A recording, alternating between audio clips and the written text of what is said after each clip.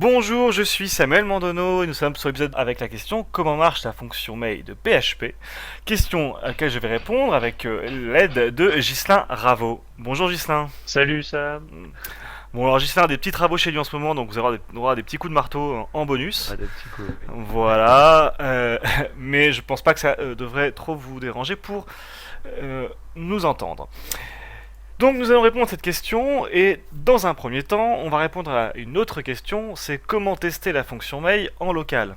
Car vous avez déjà dû remarquer que si vous utilisez la fonction mail en local, vous avez souvent le droit à des erreurs et ça en fait c'est tout bêtement parce qu'il faut aller modifier votre fichier php.ini. Alors je vous rappelle, il suffit de faire un clic droit si vous êtes sur EasyPHP sur l'icône, ensuite de faire configuration et PHP. Donc vous voyez pas l'icône en bas mais vous voyez un petit peu mon menu qui se déplie.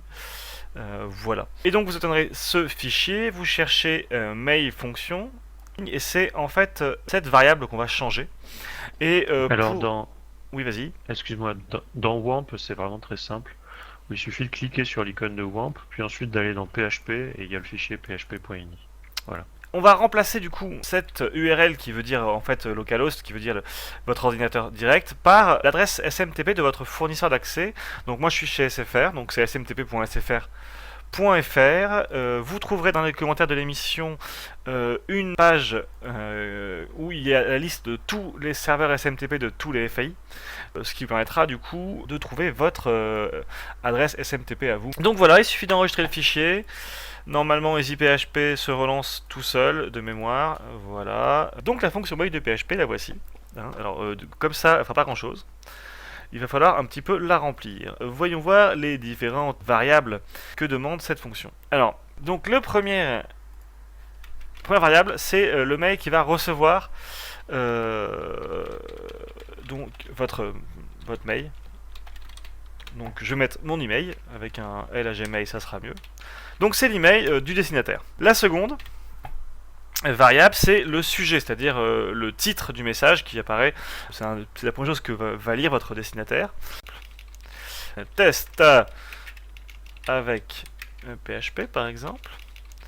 Et ensuite, nous avons le message et header. Alors le message, c'est bien sûr le contenu, mais pas que, on verra par la suite. Et le header, ce sont des infos qu'on va voir tout de suite. Alors le message, pour l'instant je vais faire test, mais on verra qu'on va pour aller plus loin. Et donc le header, qu'est-ce qui contient celui-là? En fait le header, ça va être pas mal de variables qui vont déjà la variable un petit peu obligatoire selon moi. On va commencer par celle-ci, c'est from. From, ça veut dire quoi? Ça veut dire tout simplement celui qui envoie le message. Et on va pouvoir y mettre comme info deux choses. Un petit texte, donc par exemple Samuel Mandonneau, et ensuite l'email entre crochets. Donc le petit texte entre guillemets, et le mail entre crochets, ça c'est la façon dont il faut formater un contact en fait. Et du coup, les gens verront que c'est Samuel Mandonneau qui a envoyé l'email et s'ils font répondre, ils répondront à cet email. Voilà. Si je veux mettre une seconde variable, il faut que je fasse un retour à la ligne. Le retour à la ligne, qu'est-ce que c'est? Je vais faire une variable exprès. C'est ceci. Dans certains cas, ça ne suffit pas. En effet, ce retour à la ligne, donc ça c'est vraiment, le N veut dire retour à la ligne, pour ceux qui ont suivi les expressions régulières, on en a déjà parlé, mais il existe aussi le retour de chariot, qui se fait comme ceci. Donc ceci en fait est une espèce de variable que PHP va transformer comme un retour de chariot et ça comme un retour à la ligne. Et alors je vous conseille de faire les deux. J'ai lu récemment dans un article que certains webmails, pour ne pas citer Hotmail, Live et MSN, ne comprennent pas le retour à la ligne. Ils ont besoin des deux pour comprendre un vrai retour à la ligne. Alors que le standard, normalement, c'est juste ça. Donc voilà. Sur le site du zéro, WebOnSB propose une solution pour ceux qui veulent faire les choses super bien. Alors je vais essayer de la copier. Oui, c'est bon, ça marche. Et donc, il propose ce petit code que vous pouvez trouver sur le site du Zéro, sur le tuto sur les emails justement, où grâce à une expression régulière que je n'expliquerai pas là parce que vous pouvez voir notre tuto sur les expressions régulières pour comprendre, j'essaierai de faire un lien dans la vidéo. Comme ça, mail contient donc l'email à qui vous l'envoyez et on vérifie si le nom de domaine c'est Hotmail, Live ou MSN et à ce moment-là on fait un double retour un retour de chariot plus un retour à la ligne, sinon on fait qu'un retour à la ligne. Voilà. C'est une petite tips qui peut être utile si vous voulez faire bien les choses.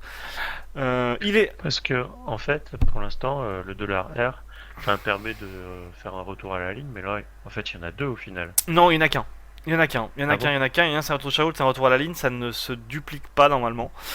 Je dis normalement, il est possible que certains logiciels le transfèrent comme deux. D'ailleurs, Dreamweaver a tendance à faire son malin et à créer, en fait, quand on fait un retour à la ligne, un retour de chariot plus un retour à la ligne, et des fois, quand on va récupérer un fichier, il va transformer ça comme deux retours à la ligne. Ça arrive. Il y a des logiciels qui le traitent mal. De ce que j'ai lu, je crois pas que des webmails traitent ça comme deux retours à la ligne. A priori non. Bon, au pire, c'est pas très dérangeant d'avoir un double retour à la ligne au lieu d'un seul. Mais en tout cas, voilà, au pire, vous utilisez le tips proposé par le site du Zéro. Je vais peut-être le laisser d'ailleurs dans le code. Comme ça, vous l'aurez. Je vais juste mettre une fonction plus petite, une variable plus petite parce que sinon ça va mettre 10 plombes. Et donc pour faire ça bien, je vais mettre dans ma variable, hop, voilà. Donc voilà. Pour bon, moi j'écris ça comme ça, hein, chacun voit midi à sa porte. L'important quand on utilise ce caractère, c'est qu'il faut absolument mettre des guillemets doubles.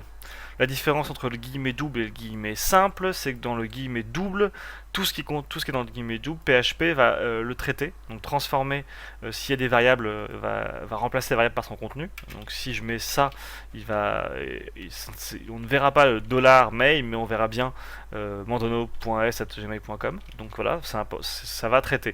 Ce qui du coup rend le traitement plus long que le même champ avec un guillemet simple.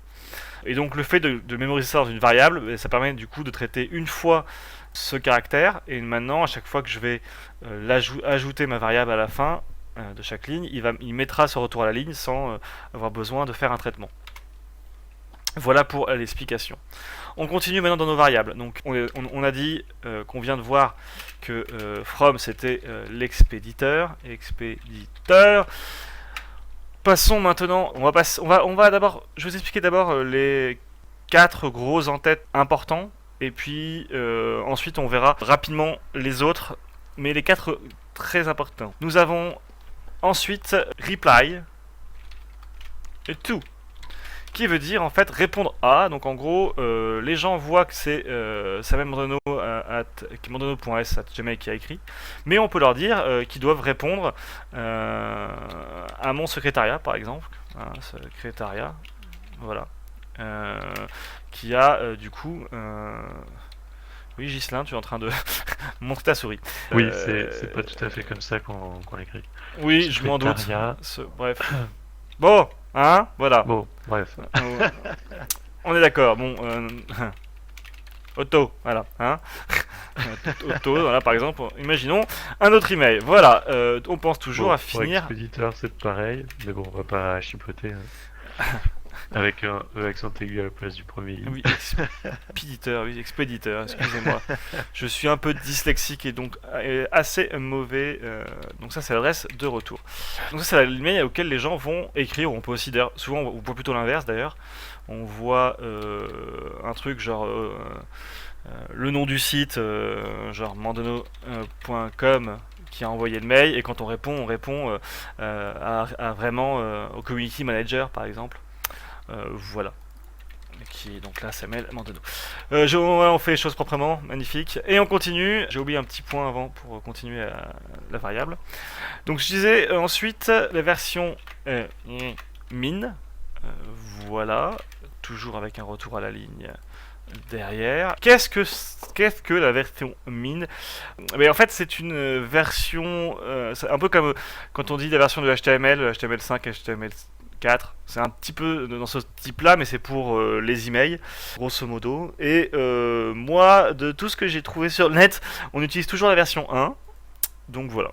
Donc faut le mettre. C'est un peu, je trouve ça, c'est un peu inutile, mais il faut le mettre. Hein. Enfin, c'est un peu inutile. Dans le sens qu'on n'a pas à le configurer, mais c'est important de le renseigner. La dernière déclaration, et là par contre, on va toucher quelque chose d'un peu plus important, c'est le content type.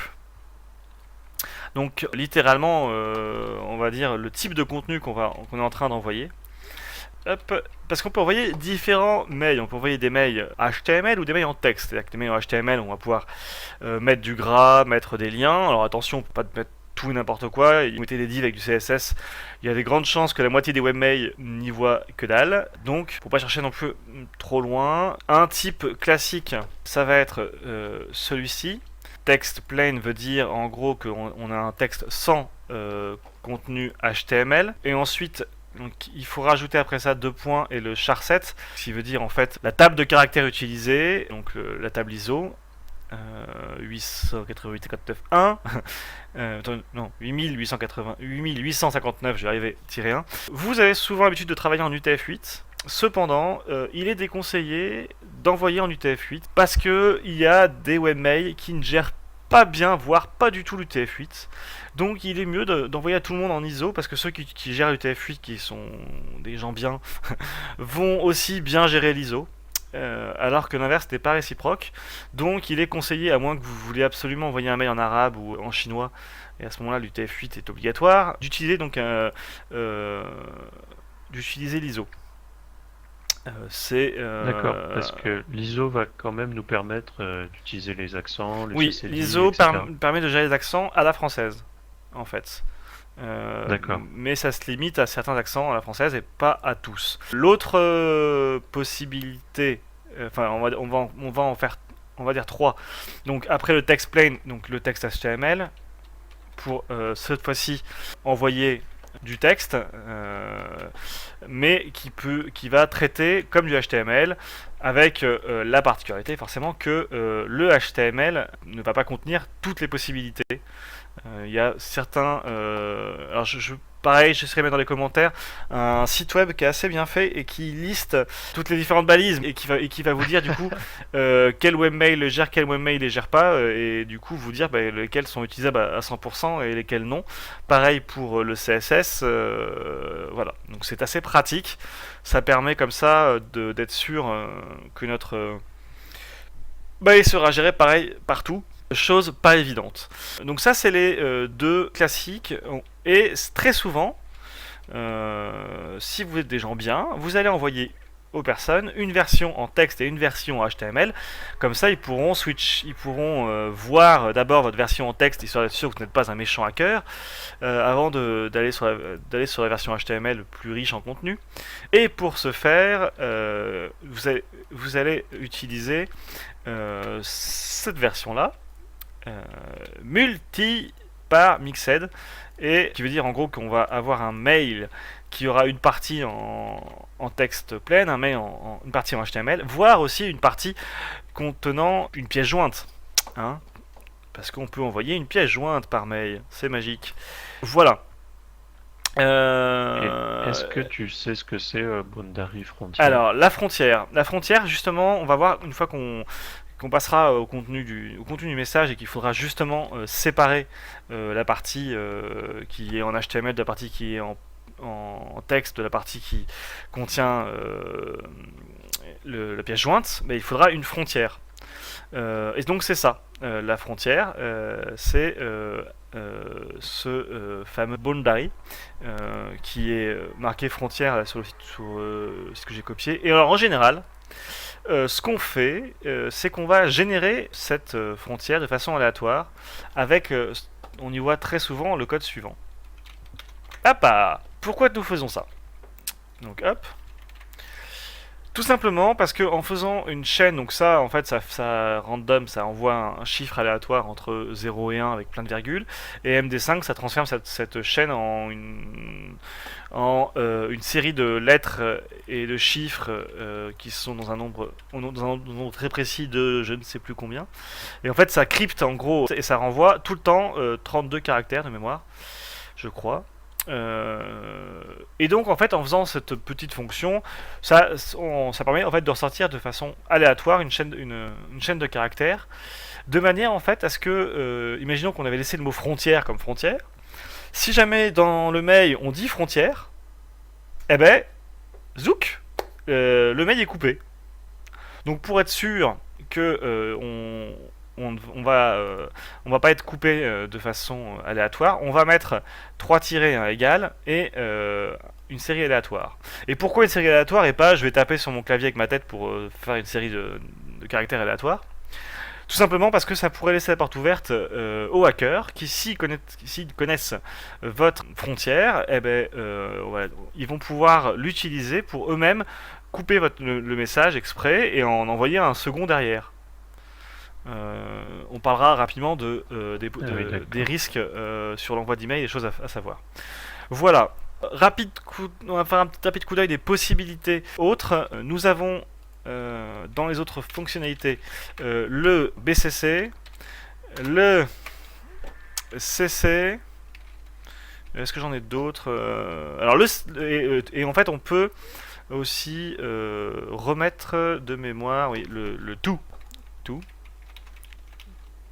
Bon, ça c'est pas très intéressant parce que le tout en fait en gros ça va remplacer celui-ci, donc autant le mettre là parce qu'en plus celui-ci au moins il est sécurisé. On peut mettre qu'un seul mail point barre dans cette variable et pas 300. Au moins on est peinard. Donc voilà. Par contre CC permet de faire une copie. Alors CC c'est pour pas copie cachée comme certains le pensent, mais copie carbone.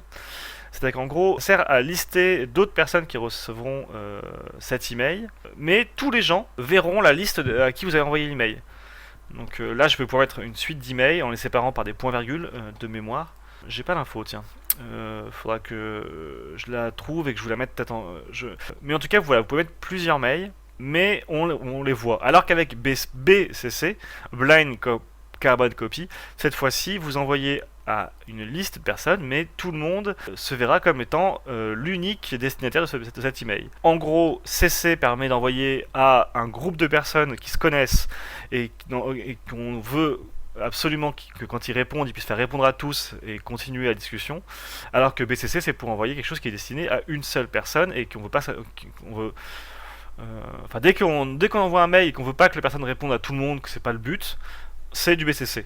Sinon, ça permet en plus aux spammers de récupérer facilement une liste de mails.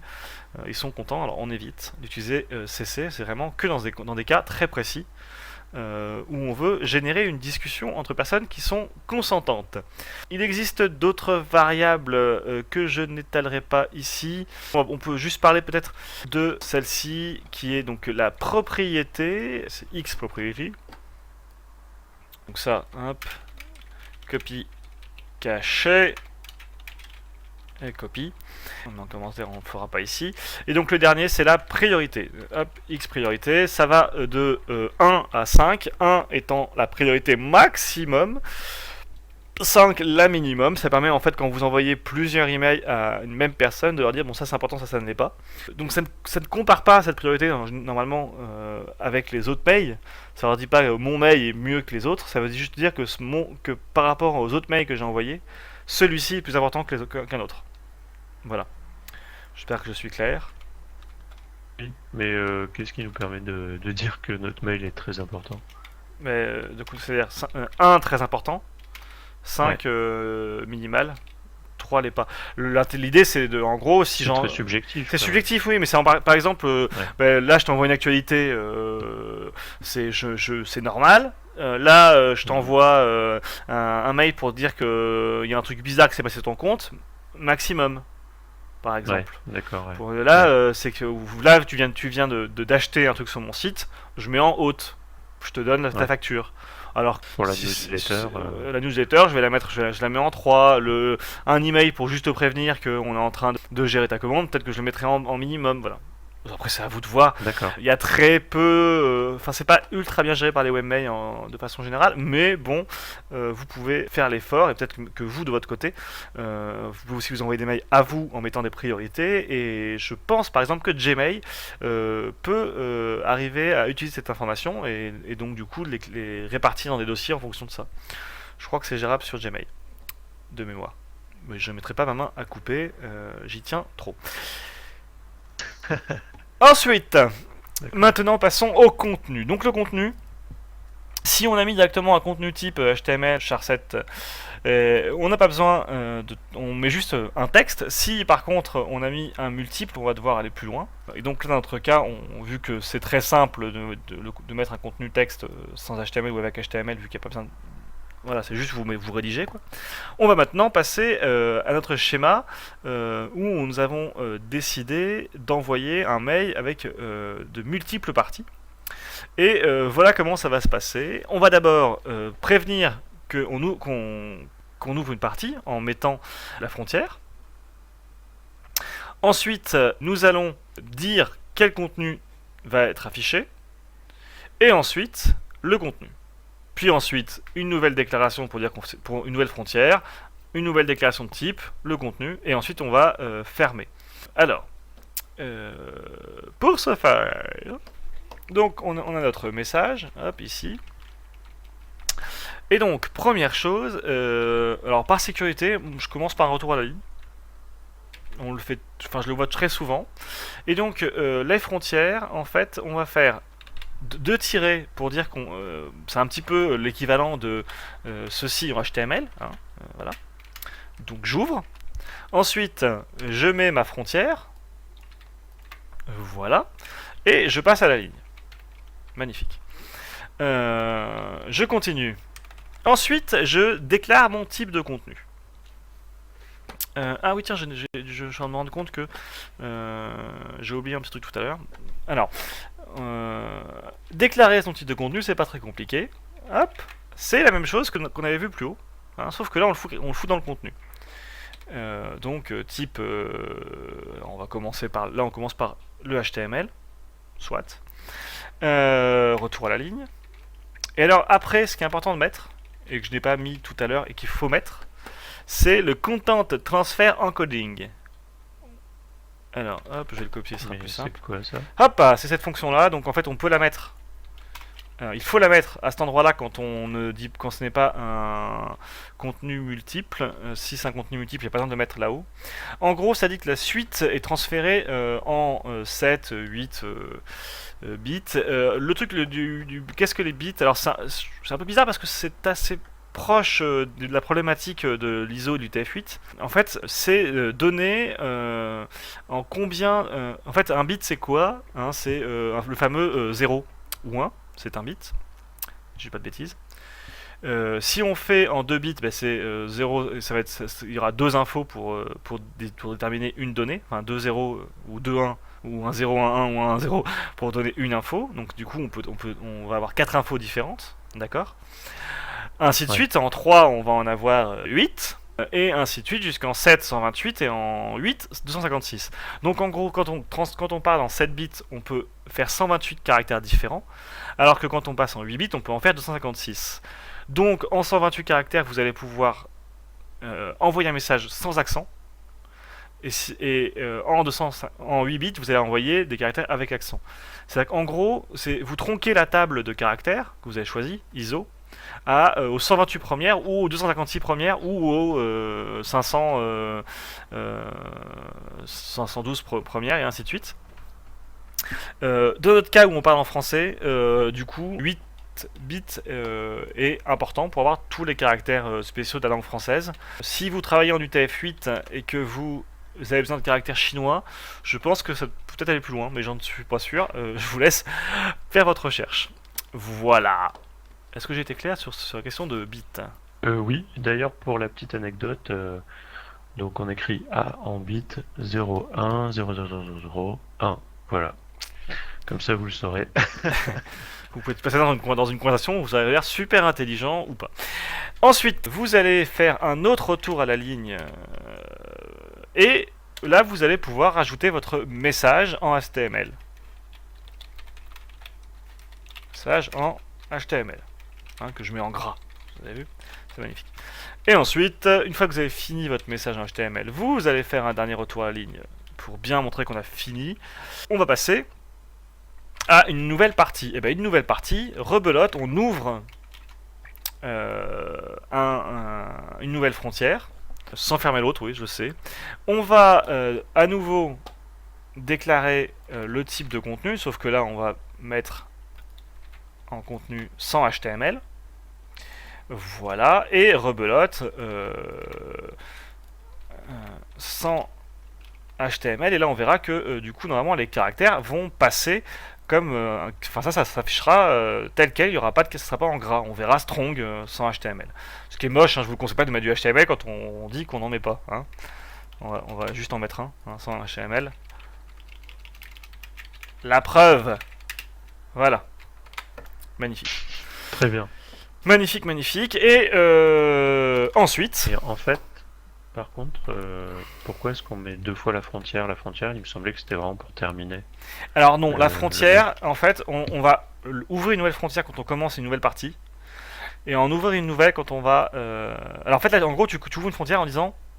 à partir de maintenant, mon mail commence. Ce qui avant n'est pas vraiment du mail, en gros. Ceci va se conclure quand je fermerai. Alors comment je ferme, hein, on va arriver là. Hop. Donc on fait un retour à la ligne. On refait nos 2 tirets. On remet notre frontière. Sauf que là, cette fois-ci, on va rajouter 2 tirets après. Et un petit retour à la ligne. C'est-à-dire quand je vais mettre 2 tirets avant et 2 tirets après, là on parle de fermeture. Alors que quand il n'y a que 2 tirets avant, on parle d'ouverture. Ok. Ce qui fait que ici, j'ouvre et ici je ferme, donc là on en a fini pour le début et la fin du mail. Ok. Ensuite, je préviens le type de contenu que je mets et ensuite je mets contenu. Ok. Suite à ça, je veux passer à une nouvelle partie. J'ouvre pour dire attention, là je quitte la précédente partie pour en ouvrir une nouvelle. Je fais mon type de contenu et ensuite, je ferme ce passage-là qui était en texte plein pour revenir à la partie HTML, en gros. Enfin, pour revenir à la reste du mail. Donc là, notre code est complet. Ok. Ah oui, donc on ferme bien les deux en fait. Tout à fait. L'un après l'autre. D'accord, très bien. Voilà.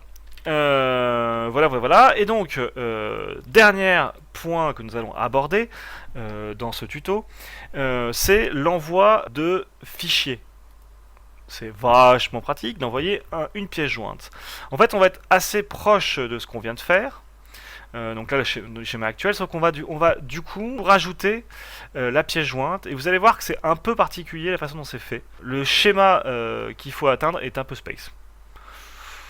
Je vais essayer de l'expliquer, mais je veux dire que moi-même, des fois, je trouve qu'ils abusent. Ok. Première chose, on va déjà préparer le fichier en question.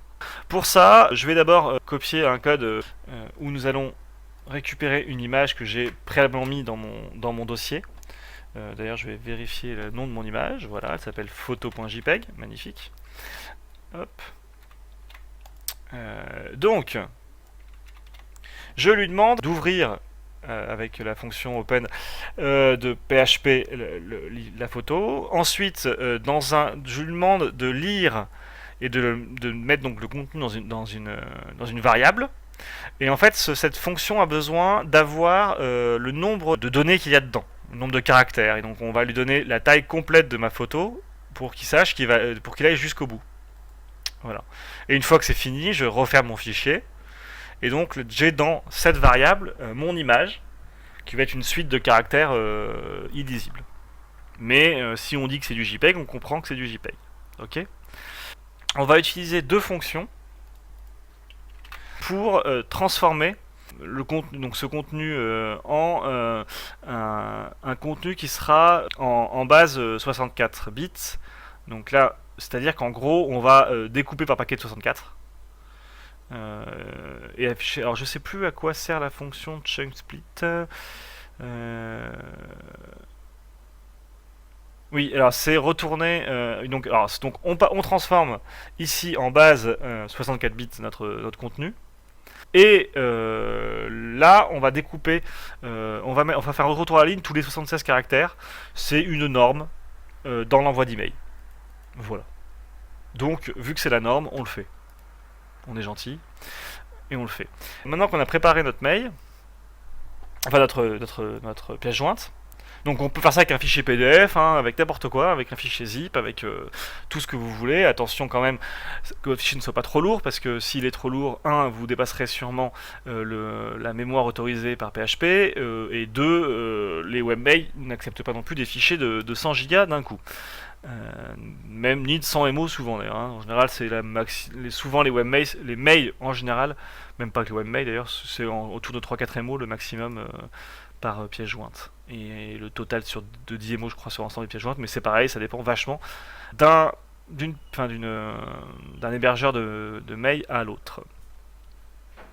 Ensuite, Oui, parce que en fait, la taille des pièces jointes est vraiment limitée par les serveurs tout à fait. avant tout. C'est pour éviter que leur serveur soit trop engorgé de contenu. Ils veulent pas que ça puisse en plus pour limiter en plus le transfert à des petites données et pas à des vidéos piratées. Au moins on est sûr que si la limite est basse, on n'engorge ni nos serveurs, ni on héberge de contenu illicite. Donc voilà, donc en fait on va continuer là-dedans. Et alors l'idée c'est qu'il va nous falloir une seconde frontière. On en aura besoin de deux. On va voir à quel moment. Et dans mon contenu, je vais pour l'instant juste toujours continuer à déclarer que ma première frontière. Mais c'est dans mon message que les choses vont se corser. Commence toujours par ouvrir mon message avec ma frontière. Sauf que là, au lieu de déclarer d'abord mon contenu texte, je vais d'abord déclarer un contenu multiple. Donc exactement de cette façon-là. Voilà. Sauf qu'on est d'accord que cette fois-ci, je ne vais pas remettre la même frontière, ça serait ridicule. Et donc je vais lui dire que j'ai créé une seconde frontière pour ce nouveau contenu multiple. Ok. Et donc vu qu'on est parti sur un contenu multiple, il faut maintenant ouvrir une frontière. Sauf qu'on va ouvrir la seconde. Tu me suis? Oui. Ensuite, on va... donc là, on ouvre une zone multiple. Ensuite, rebelote, on va ouvrir la zone HTML. Alors ce que je vais faire, c'est que je vais copier quand même ce code qui était le mettre entre guillemets, et donc virer ces deux lignes là. Zone texte, et du coup sans pièce jointe. Voilà. Comme ça, si jamais je vous donnerai ce fichier, vous aurez la version sans pièce jointe avant, histoire de garder une trace. On ouvre la zone HTML, donc. Ensuite, donc là, que je reprends où j'en étais, donc avec cette nouvelle frontière. Hein. Ensuite, je crée la zone HTML, je mets le contenu HTML, ça jusque-là, ça ne change pas. Et ensuite, je ferme... Non, pardon, et ensuite je rouvre, donc, comme la nouvelle zone, avec le contenu, cette fois-ci texte, donc zone texte, et une fois ça fini, je ferme la nouvelle, ma zone alternative, ma seconde zone. Me demandez pas pourquoi, j'ai un peu de mal à comprendre vraiment la logique qu'il y a derrière ça. On va la fermer qu'une seule fois. Ça me paraît bizarre, mais moi, les exemples que j'ai eus sur la toile sont tous comme ça. À la rigueur, je ferai peut-être des tests à la fin du podcast pour voir s'il y a une façon un peu plus logique, mais moi, je vous montre déjà la façon dont je suis sûr, et puis on verra après pour la façon, s'il y a une façon de présenter ça qui aura une logique un peu plus soutenue, hein, disons-nous. Alors du coup, moi si je vois bien, il y a bien une première frontière pour l'ensemble du mail. L'ensemble du mail. Une première sous-frontière en gros deux en fait pour la pièce jointe. Tout à fait. Qu'on va refermer qu'une seule fois. Ouais. Mais par contre, on ferme 2 fois Alors attends, tout ça. j'ai pas fini. D'accord, Bizarrement, ok. tout à l'heure on le fermait 2 fois. Là Oui, on va la fermer qu'une fois. Alors d'accord. je me demande si celui-là n'est pas peut-être inutile. Mais bon, c'est vrai que moi dans l'exemple que j'ai, je l'avais. Je vais la remettre. C'est pareil, je pense on fera des tests en fin d'émission pour vérifier nos contenus. J'aurais dû le faire avant, mais j'ai pas eu le temps. Je vais faire ma frontière pour reprendre où on a été. Ma frontière qui donne la fin en fait de cette zone où il y avait le contenu. Et on va passer. Et ensuite, on va ouvrir une nouvelle frontière de première génération pour passer à la pièce jointe. Alors la pièce jointe, on va forcément faire du content type et autres. Donc on va avoir des nouvelles variables, donc message égal, hop. Donc content type, cette fois-ci, nous allons mettre. Alors ici, notre type, c'est une image JPEG. Donc la voilà, et on va définir le nom de mon image. Donc on n'est pas obligé de respecter le nom que j'ai mis. On peut changer le nom de la photo à la volée ici. Voilà, ta photo.jpg. On refait un retour à la ligne. Ensuite, on précise qu'on a fait les choses comme il faut. Et donc que c'est en bas 64. Hein, le type de transfert, et non plus en 8 bits. Voilà. Et ensuite, on va préciser une nouvelle fois, alors bon, que c'est une pièce jointe dont le nom est, j'ai bien dit, ta photo. Voilà. Et je fais un retour à la ligne. Mais pourquoi j'ai mis NB là? No problème. Nombre, peut-être plutôt. Voilou, voilou. Et ensuite, nous allons enfin mettre notre contenu, c'est-à-dire. Ah, tiens, là j'ai viré des points. Pas bien. Voilà. Nous allons en fait mettre le contenu, donc on va faire un petit retour à la ligne comme d'hab, et mettre le fichier préparé, donc attachement. Voilà. Et un nouveau retour à la ligne après. Et on peut conclure. Donc voilà. Ok. D'accord. Et du coup, en fait, là, le nom de la pièce jointe va changer ou pas? Parce que Ouais, la pièce jointe s'appellera du coup, taphoto.jpg. Parce qu'en fait, là, ici, voilà. ils n'ont Ouais. jamais, on ne mémorise jamais le nom de la photo. Il n'est pas ancré, le Ouais. nom d'une photo n'est pas ancré, d'un fichier n'est pas ancré dans le fichier en lui-même. C'est une info séparée et du coup, quand on l'envoie, on peut le renommer à la volée, sachant qu'ici, en fait, on n'a Ouais. que son Très bien. contenu et donc c'est ici qu'on donne le nom de la photo. On peut envoyer Ouais. plein de choses, hein. On n'est pas que des photos. Vous trouverez partout les différentes listes. Je vais ici vous mettre quelques possibilités, donc les différents types d'images, par exemple, des audios. Alors des vidéos, il y a ça. J'ai déjà fait des PDF, mais c'est marrant, je ne le vois pas dans mon fichier d'exemple.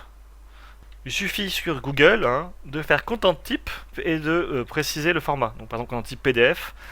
Si je fais cette recherche rapidement, voilà, on va très vite trouver application / PDF. Ça se trouve assez facilement. Voilà. Ok.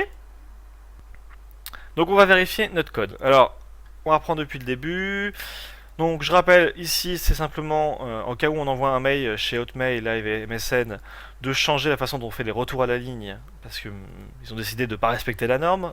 Ça change pour Microsoft. Hein. Ensuite, ici c'est uniquement si vous envoyez un fichier, donc uniquement pour l'envoi d'une pièce jointe. Voilà, donc jusqu'ici. On a ensuite les séparateurs. C'est pour moi quelque chose d'assez primordial au niveau de sécurité, on en reparlera à la fin du podcast, mais il faut absolument générer de façon aléatoire ces séparateurs, ça évite de laisser des portes ouvertes à nos amis hackers. Ensuite, le header. Donc je vais copier-coller plusieurs fois ce header pour un petit peu être plus clair, parce que j'ai vu que c'était un peu nawak.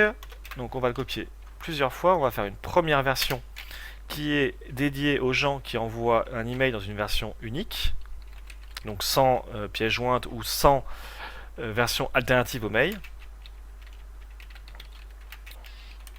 Hein, on va dire comme ça. Donc là, je vais vous laisser toutes les possibilités, donc l'expéditeur, l'adresse de retour, la copie cachée, la copie. Pour information, la copie, j'avais dit une erreur tout à l'heure, c'est des virgules qui séparent plusieurs mails, si on veut, que ce soit pour la copie cachée ou pour la copie, enfin donc cachée c'est avec un B, ou la copie tout court. Ça, je vais le supprimer, ça ne correspond plus au mail unique. Le mail unique, c'est donc ces deux champs, que ce soit pour la version HTML ou la version de texte sans HTML. Voilà. Ensuite, donc ça je vais passer en commentaire, c'était la version précédente. La version suivante. Hop. Hop. Voilà, donc la version suivante pour un envoi de mail avec une version alternative. Donc on n'a plus besoin de ça. Ça, on va peut-être pas le mettre à chaque fois, histoire d'y voir plus clair. Et donc je me suis gouré ici, j'ai mis mix alors que c'est pas mix mais alternatif, voilà, qui va permettre du coup de préciser qu'on envoie deux versions du mail et que c'est à l'utilisateur de choisir quelle version il veut afficher en fonction souvent des options du client. Et les webmails souvent ne font plus ce choix entre version texte et version HTML, ils affichent directement la version HTML. Vu qu'il y a pas mal de sécurité, ils n'affichent pas les scripts qui s'exécutent. Donc maintenant, ils se permettent d'afficher directement la version mail en supprimant tout ce qui serait de mauvais goût ou dangereux pour l'utilisateur. Et en fait, Mixed, ça affichait les deux. Mixed, non, ça en fait, Mixed permet d'envoyer on verra sur la suite, permet d'envoyer un mail où il y a différentes choses. C'est une mixture de plein de choses. Donc en fait, en gros, une ou deux pièces jointes, ou 3 ou 28, ouais. Et le texte. Donc c'est un mix entre les pièces jointes et le texte. Alors que là, quand on parle d'alternative, c'est vraiment le but c'est d'afficher l'un ou l'autre. Alors que le mixte, ça sera d'afficher tout. Voilà, pour être plus clair.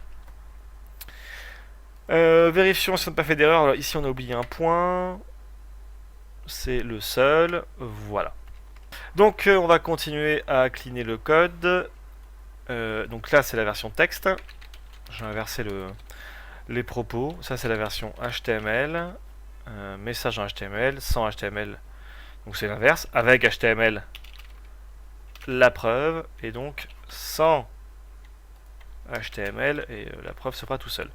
Voilà, donc maintenant on peut vérifier que le script marche, hop, et donc voici le mail que j'ai reçu.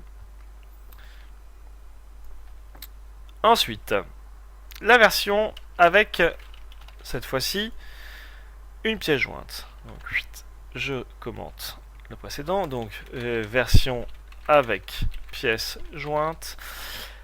On va encore une fois nettoyer un petit peu le header pour s'y retrouver un peu plus. Voilà.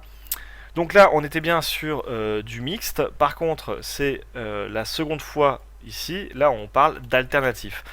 On est d'accord qu'on pourrait très bien, d'ailleurs, supprimer la zone alternative pour garder qu'une version, envoyer qu'une version HTML, et à ce moment-là, on laisse bien ça, on supprime le fait que c'est alternatif, la séparation qu'on ouvre, on laisse la version HTML, et on supprime la fermeture, et on repasse juste après sur on change de contenu pour passer à notre pièce jointe. Hein. C'est possible. Donc ici, on vérifie quand on n'a pas fait d'erreur. Là, on a oublié un point. Là, on a oublié un point. Là, on a oublié un point. Ouvrir, donc ça c'est la zone texte. Texte sans HTML. Et ça c'est la zone HTML. Avec HTML la preuve. Ok. Voilà. On vérifie qu'on n'ait pas oublié encore des points. Non, cette fois-ci on a tous les points. Et donc je peux m'envoyer un mail. Donc je vous montre, voilà, nous avons bien reçu l'email avec la pièce jointe. On pourrait bien sûr envoyer plusieurs pièces jointes de façon très simple. Il suffirait en fait à chaque nouvelle pièce jointe de copier cette partie du code. Voilà. Et on peut très bien envoyer deux fois le même mail, hein. On va renommer histoire de faire croire qu'on a envoyé 2 photos, et encore on pourrait envoyer 2 fois le même fichier, enfin le même nom, c'est pas très gênant. Hop, et donc j'ai reçu 2 photos. Bon, c'est la même, mais au moins je l'ai reçu 2 fois. Voilà. Petit point maintenant sur la sécurité. 2 choses sur la sécurité. La première, j'insiste encore une fois, le séparateur aléatoire, parce que si on amène notre script en rajoutant le fait que notre utilisateur peut, via un formulaire, choisir le contenu du message, il pourrait très bien, lui, taper aussi ses retours à la ligne et tous ces codes qu'on a tapés. La seule chose qui fait que ça ne marchera pas, c'est que il va le taper dans la zone prévue au texte et qu'il n'a pas ce code de séparation pour passer à autre chose et dire attends, là maintenant je te dis autre chose. Donc c'est super important de ne pas avoir séparateur. L'autre partie, l'autre problème, c'est dans la variable header. Là, c'est un peu plus délicat si on accepte que les gens peuvent personnaliser le contenu, c'est-à-dire choisir à quel mail, quel est le mail qui a envoyé, qui a fait semblant d'envoyer cet email, ou la réponse, ou je vous rappelle qu'avec les copies cachées, on peut aussi choisir un mail qui va recevoir une copie de cet email. Donc là, il faut faire attention. 2 possibilités, soit le contenu qu'on reçoit est forcément un email, à ce moment-là on peut vérifier strictement que c'est un email, c'est-à-dire que ça contient un arrobas, un point, ça n'a pas de caractères spéciaux. L'autre possibilité qui va être là, marcher à tous les coups, c'est d'utiliser ce petit bout de code pour vérifier le contenu d'une variable. Si je le mettais pas dans le commentaire, ça serait mieux. Voilà. Donc là, la variable from, on va simplement vérifier qu'elle ne contient aucun retour à la ligne. Parce que tout ce que vous allez demander à l'utilisateur qui pourrait être contenu dans le header ne doit pas contenir de retour à la ligne. De toute façon, 1, ça ne marcherait pas. Donc déjà, voilà, c'est inutile. Et donc 2, ça pourrait lui permettre d'injecter des codes dangereux. Si vous voulez en savoir plus sur la sécurité, je vous conseille cet article que je vous mets en commentaire et que je le mettrai aussi en bas de la vidéo sur le site PHP Secure, qui explique comment un hacker pourrait se servir de votre contenu pour tricher et mettre un contenu que vous n'aurez pas pensé. Par exemple,